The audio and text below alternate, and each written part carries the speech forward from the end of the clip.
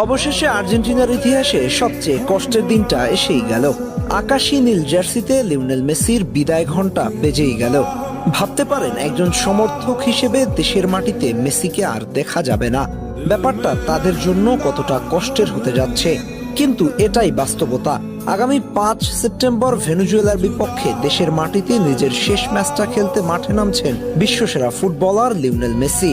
ম্যাচটি অনুষ্ঠিত হবে আর্জেন্টিনার রাজধানী বুয়েনোস আয়ার্সে। সমর্থকদের উপচে পড়া ভিড় ঠেলে এইবারই শেষবার মাঠে আসবেন গ্রহের সেরা ফুটবলার। আর্জেন্টিনার শহর জুড়ে কি একটা অবস্থা হবে ভেবে দেখেছেন? মেসি নিজেও হয়তো কান্নায় ভেঙে পড়বেন। প্রাপ্তি আর অপ্রাপ্তির মিশেলে চোখের কোণে জল আসাই স্বাভাবিক। যাত্রাটা শুরু হয়েছিল ২০০৫ সালের ১৭ই আগস্ট হাঙ্গেরির বিপক্ষে। সেদিন বদলি হয়ে মাঠে নেমেছিলেন।